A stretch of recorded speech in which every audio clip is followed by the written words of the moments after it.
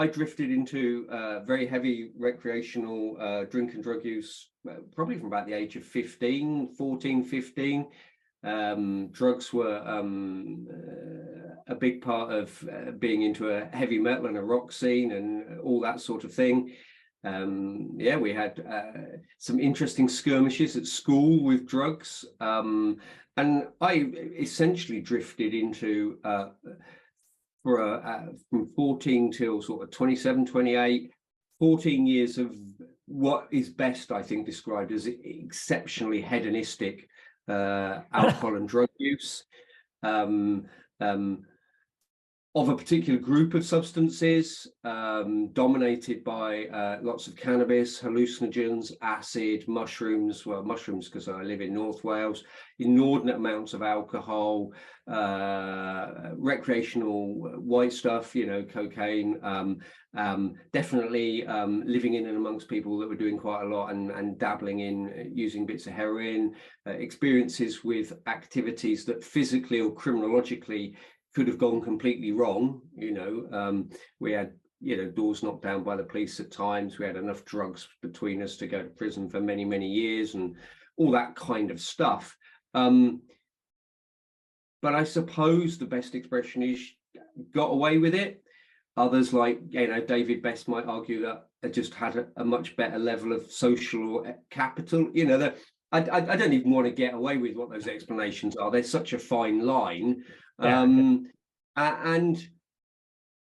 I guess other things just kick in and calm that down. And they are the same, I think, for people who perhaps need, you know, describe themselves in recovery, and also for those people that lead very hedonistic lifestyles and don't arrive at that place needing to do treatment or recovery, you know. So eventually I got married.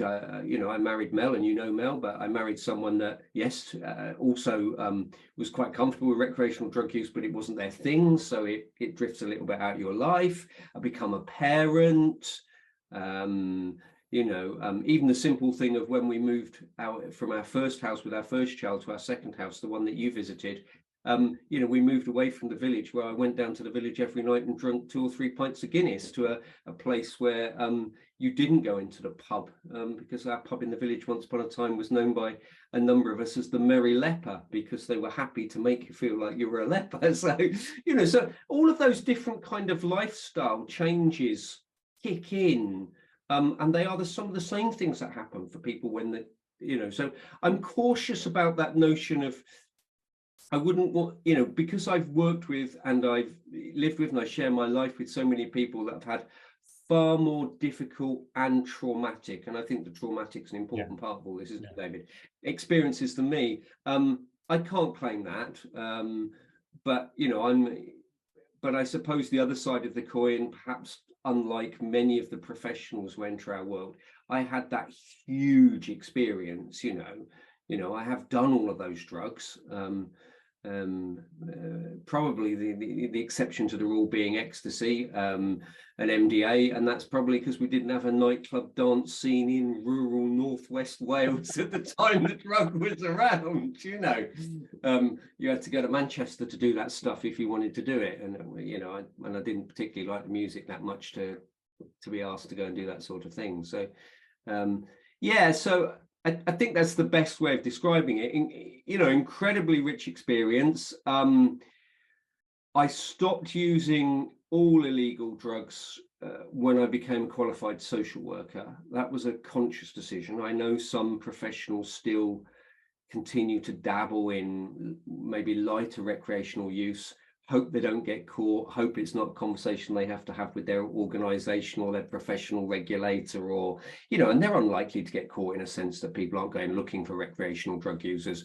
But I kind of just thought, actually, I'm just going to make this easy. I don't want that difficult professional conversation. Enough in my life had changed. And I'd fought my battle. And even though I'd stopped smoking cannabis, there was another battle to follow to get rid of the nicotine as a fit fell runner, and all the rest. I had that one. So yeah, it just became a decision that fitted naturally with a number of things that were going on. I mean, in my own mind, it just remains that status quo. I'm still a registered social worker today.